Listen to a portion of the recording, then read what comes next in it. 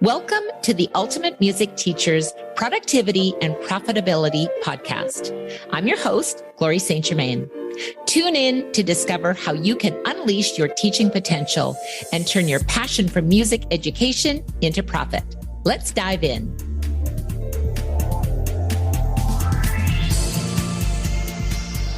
Welcome to the Ultimate Music Teacher's Productivity and Profitability podcast. I'm your host, Glory St. Germain, and today we're diving deep into the world of piano teaching and the creative approaches behind it.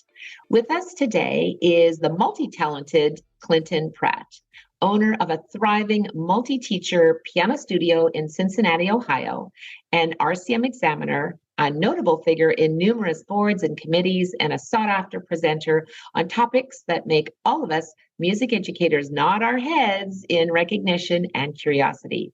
Clinton is here with us to share his wisdom, and welcome to the show, Clinton. Thank you so much. I'm very happy to be here. Yeah, I'm excited. We've known each other for quite some time and chatted on different topics. And we're going to start off with a crescendo today. You know, you wear so many hats: RCM examiner, studio owner, board member, presenter. Which one of these roles resonates with you the most and why? Yeah, that's an interesting question. At first, I thought it would probably be piano teacher because that's sort of what I spend most of my time doing. But actually, I think it's presenter. And why is because I love sharing ideas with other teachers. And it's not that, I think I'm the best expert on everything and everybody needs to listen to me. In fact, I kind of have public speaking anxiety, but I just like sharing. I like going into conferences. I like when people ask me questions and want to know about things. So I think it's presenter. Yeah. And, I think what is so cool about that is that you're so open. And so I'm so grateful that you're sharing your wisdom on the podcast today, because you're so open to say, yeah, well, here's what I've learned. And if it can serve you, then I'm happy to share it. And I know improvisation is, among one of your favorite topics. Can you maybe share a little fun exercise or a game that integrates, the fun and the learning for students simultaneously? Sure. Yeah. One thing I like to do that doesn't start out as improvisation, but becomes improvisation is we'll do to just like a echo game. So, play what I play, and they have to, it might even just be 3 black keys, and they see if they can copy the same thing I play. So, da, da, da, and then they play, da, da, da, Yes. So it's just a copy back and forth. And then I'll make it to where I say, now it doesn't matter which of the black keys you play, but copy my rhythm. So I'll go dun dun dun dun dun dun, and they have to play dun dun dun dun dun dun, right? And so they're copying the rhythm. So now they're improvising a little with which notes they're playing, but they're copying the exact rhythm. And then the next step is, now don't copy my rhythm. Right. So now we're just going back and forth with improv, and I've sort of gradually snuck them into improv to where they're playing whatever, but I've guided them along the way. Yeah. And, it's such a beautiful thing that you do that, Clinton, because it really prepares them, if they're going to play in a band or, trading fourths, like you've got to know how that pocket, as it's often called, is how does that feel, right? And so you're ready and you can be spontaneous. And I think it's amazing. I know we've talked about Dalcroze Eurhythmics. Can you just explain a little bit about that? Yes, I would love to. This is my favorite sort of, whatever you call it, philosophy or modality in music teaching. So Dalcroze is the name of the guy that came up with it. And Eurhythmics comes from the words that mean good flow. Uh-huh. So the philosophy is basically using the body and movement to experience and learn music. It's actually really hard to explain. It's something you just kind of have to do. It's very interactive and using the whole body. And I think it was Germain who defined it as an experiential way of knowing music through the body. So I like that description too. And it's basically just tapping into the innate musical sense that everybody has. That, Dalcroze and me and many others believe that everyone's sort of born a musician. Like, it's just a natural thing. Kids move to music and hear it and all that. And then you either cultivate it or suppress it. So later in life, people say, oh, I'm not musical. I don't have, well, you are. It's just suppressed. It's in there somewhere. Yeah. Yeah, 100%. You know what? You remind me of just sort of a funny story, Clinton. I remember I feel music immediately. So as soon as you start playing music, my body moves just naturally. And I remember going to a symphony and I was sitting sort of further back and I could see the audience all in front of me and no one moved at all. They just sat in perfect stillness and stiffness. And I thought, how can you listen to music and not even move a little? Like, I was just, curious, like, how can that happen? So when you're teaching and you're using this method, what body parts do you start with? Are you tapping or go a little deeper into how that works for you? Yeah. So usually it starts with walking. Okay. So, and this can be done in a group class or a private lesson. I mostly teach private lessons, so I might have the student walk. But my favorite thing to do is have a bigger open space and have a group of students. Yeah. So take a walk. So then I'm just watching everybody walk, and then I might start playing. I'll improvise on the piano based on a specific student's walk. Right. So I'm taking their beat and sort of their energy, and I might say something like, if you think it's you that I'm playing, keep going. Everyone else stop, and so we'll play a little game with it. But the important thing here is a walk is natural, and everybody pretty much keeps a steady beat walking unless you have some kind of limp or injury, right? So, yeah. So when people say, "Oh, I don't have a sense of rhythm," yes, you do. You walk, just getting the whole body moving, feeling that sense of beat, and then we expand it from there by adding arm movements, clapping, that sort of thing. Yeah. Oh, it sounds like fun. I'm going to come to one of your classes. Yeah. I hope it'll be me walking in time. So on the business side of things, managing studio policies, I mean, we all know that's vital to our business. Do you have any stories or lessons that you learned the hard way when it comes to establishing or enforcing studio policies? Yeah, I've sort of distilled my policies gradually over time. So now I think it's very good and efficient in what I have. But there was one time when, with collecting tuition, I wasn't as strict and had everything set up efficiently. And one client would always pay like one day late, or, it's just this little annoyances. And one time it was pretty late to where the student's lesson, the next lesson was coming up and they still hadn't paid, right? And I also had a late fee, so they should have paid plus the late fee and they hadn't. And I had warned the parent, I think it was the mother, the payment needs to happen before the next lesson or else we can't have the lesson. Right. Well, she dropped off the student without the payment, right? And so we didn't have any confrontation because she just the kid shows up. What am I going to do? Tell the kid, hey, where's your $200? Yeah. And so thankfully I was sort of quick on my feet and I told the student, oh, sorry, we actually don't have a lesson. I'll call your mom real quick and tell her to come and get you. Right. So that way the student really wasn't involved in the whole money issue. But I called the mom and I said, sorry, like I told you, the payment needed to happen before the lesson. So you got to come pick them up. Wow. Well, when she came, she showed up with the payment plus the late fee plus 2 more months. Wow. And was never late again. Yeah. Wow. I have to say congratulations, seriously, because we're business owners.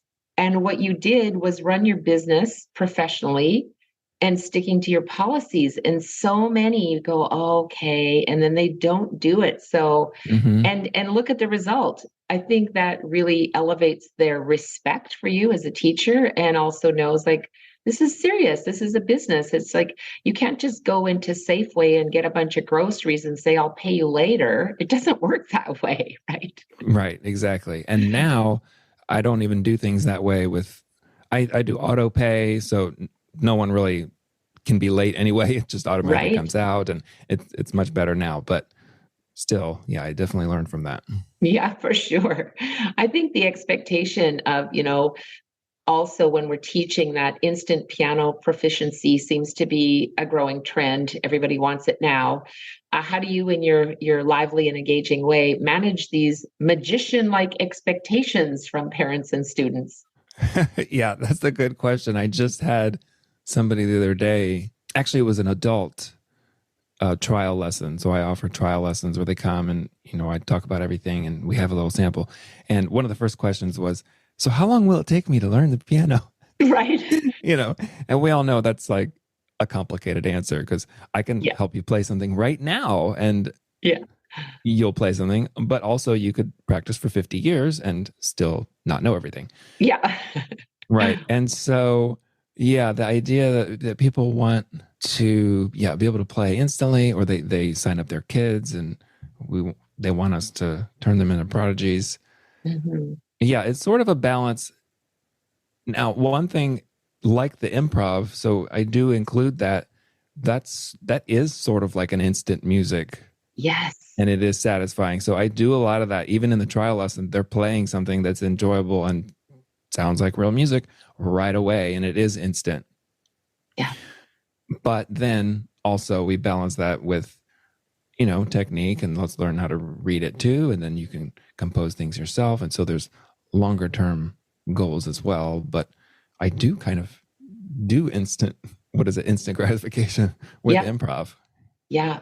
And I think that the magic potion that you have, Clinton, where students then want to stay with you because they're already seeing, like, this is fun. I learned something. Hey, mom, look what I can play, right? And I Mm-hmm. think that really is the key to having that first engaging lesson, where you kind of get to know their abilities and their likes and things like that, and if they're even open to trying something. So good on you, because that's, the making of a great teacher. And I'm sure for our listeners, maybe they haven't thought about that, because sometimes when we do that try it lesson, we are so concerned about teaching something, Mm-hmm. maybe rather than just having fun and Right. opening the box and exploring something. So, yeah, that sounds like it would be fun. Mm-hmm. 100%. You mentioned that modern individuals, we're busy, we're rushed, everything has to be snacking. We talk about shorts and, meaning videos, and like no one can stand anything for longer than 60 seconds in this world. It's so fast paced. How do you ensure that, the essence and the joy of music aren't lost just in this busy shuffle? Yeah, that's a good question. I try to stay in the moment Mhm. in lessons. And well, you might even notice while we're sitting here speaking that I'm not super fast, like in my verbal processing. Okay, it's not my best trait. So there's a lot of times in lessons where there's just calm pauses. A student might play something and I don't say something right away like, oh, good job, or oh, hey, let's fix this. I just kind of, let it be there, and maybe they make a comment. And, I ask a lot of questions. And so I think that's important, is just slowing things down. Even when the student comes in at the beginning, it doesn't have to be, okay, how are you? Great, play your scale, like Yeah. a disingenuous, how are you? But it Yes. can be a sort of a real conversation. And then, is there anything you're thinking about with music that you want to do? Or, do you have any questions from our last lesson? Or it might be, hey, let's make something up. How are you feeling right now? And can you improvise something and that feeling? Yeah. So I don't know if that answers your question, with the Yeah. fast pace, but I think just a general stay in the moment, relax, allow pauses and silence with students. Mhm. I actually really love that, Clinton, because I think so many times, we need to listen to understand, not listen to reply. And it's so important to be in that moment. And I love that.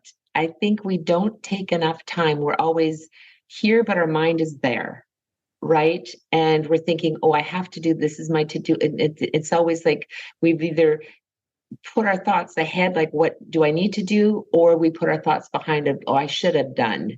But if we just let go of both and just be present in the moment, I think that's when the magic does happen in the relationship that you have with your student, and they can too breathe and just be there and appreciate, the learning aspect of it. So I love that. That's great. Yeah. And another quick little story. Actually, my mom told me that when I was a baby or learning to speak, that I was sort of a delayed speaker. I don't know what that term is, but she said, yeah, you didn't start talking for the longest time. We were worried.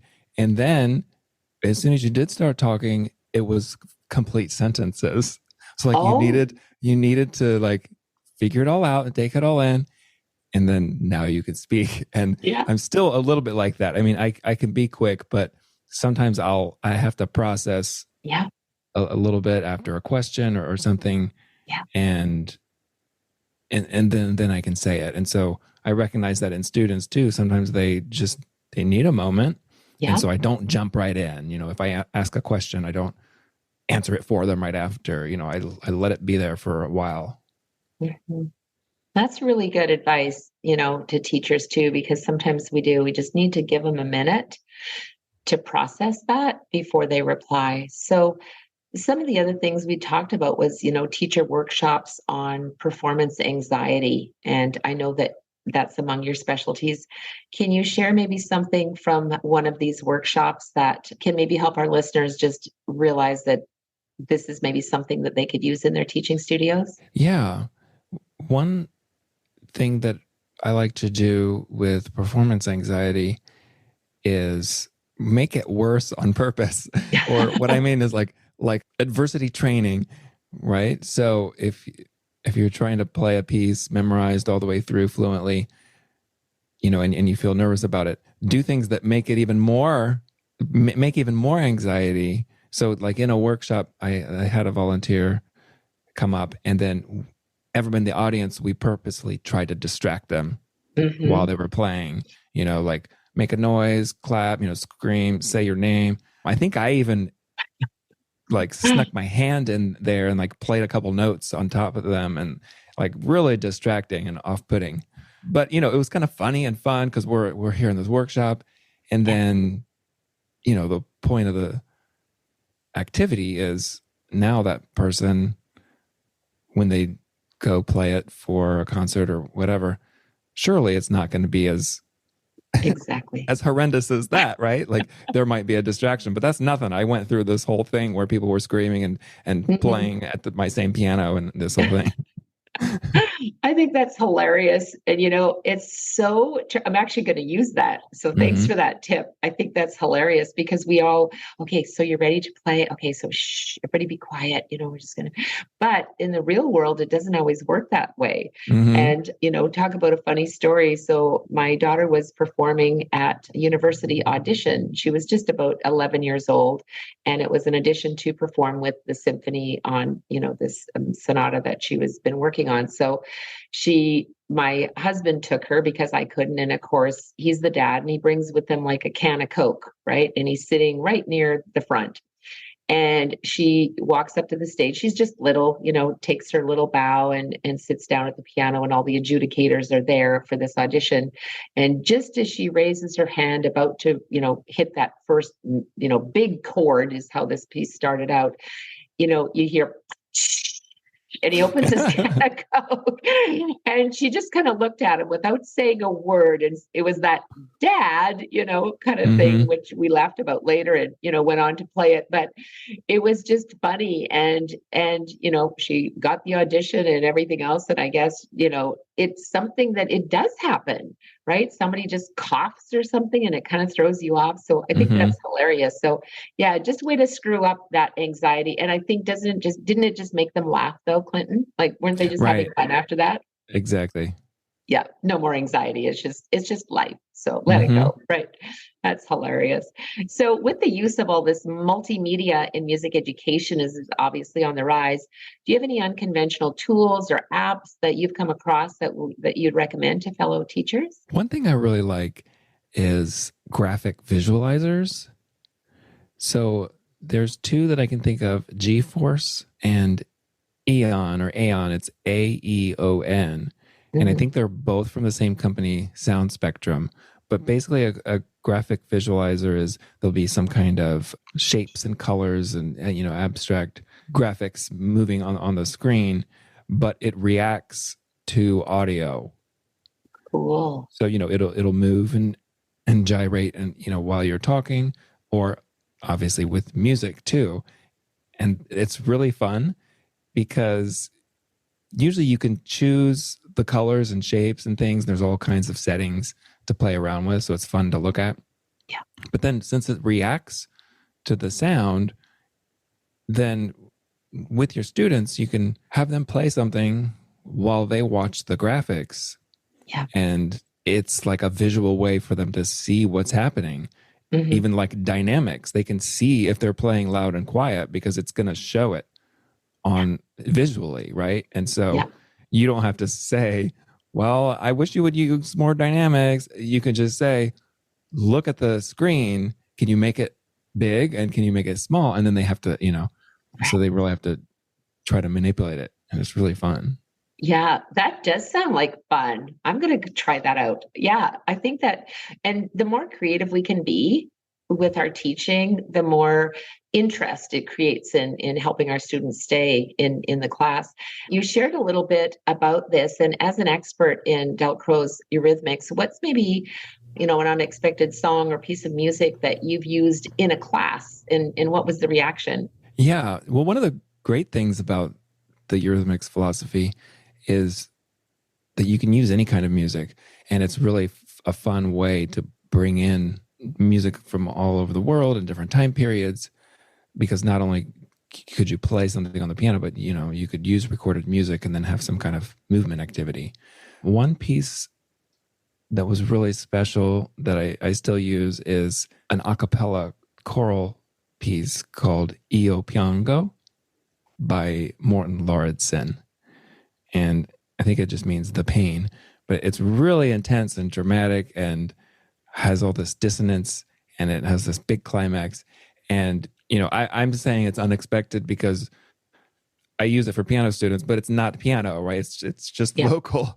But to use it as an activity where students are hearing dissonance and like these long sustained phrases. And so we do different movements where they have slow sustained movements in their body, and they might even like mirror a partner. Then it really helps them listen and to be more musical, then once they're playing their own piano pieces. So I love using things like that are not even piano, but just music in general that has certain qualities that can help them. Yeah. Wow. I think no wonder your students love you. You're so creative, Clinton, and just using so many different elements. And, thank you for sharing all of these brilliant ideas with us. I'm definitely going to be taking notes and implementing these strategies as well. So lastly, if you were going to compose, going to put you on the spot here, Clinton. Get ready for it. Podcast with Miss Glory goes in different directions. If you were to compose a short jingle or a tune that encapsulates the essence of your teaching philosophy, how would it go? So feel free to give us a little live rendition if you're up for it. Okay, sure. So let's see. It's got to be something that is varied because I use all kinds of things, and it's kind of serious but kind of goofy too. So, okay. I love the analysis. The Right. analysis Okay. is great. I've got to analyze it before it comes out. Okay, here we go. Da, da, da, da, da, bum, ba, ba, ba, ba, ba, ba, ba, ba, da, da, da, da, da. I love it. That's so great. We've got that recorded now, and it's going to be your theme song moving forward. So now I'm going to invite you to record that, add some harmonies in there, and Yeah. have a lot of fun with it. Clinton, you're just such a treasure, and thanks for being so generous with your time. How can people connect with you and learn more about your programs? Yeah. So you can go to teachers.pianosensei.com. That has different resources. You can book me for consultation. And then there's also a link to my podcast page. But my podcast is The Piano Sensei Way. So you can find that on thepianosenseiway.com or, whatever your favorite listening, software is. My podcast is, I try to do, well, I just started, so I've only had 5 episodes, but I'm trying to do sort of half and half teaching and running the business. Yeah. And then sometimes I'm doing solo and sometimes I have guests on as well. Yeah, it's wonderful. I love podcasts. Mm-hmm. I love to be able to just to put it in my earbuds and just to sometimes different activities, might be walking on the treadmill or walking outside or, just tidying things up. Or sometimes I'm just laying down and I just want to close my eyes because I look at the screen all day and just listen. And I personally feel that listening to podcasts is almost more a deeper way of getting into the conversation than just staring at 2 people talking, right?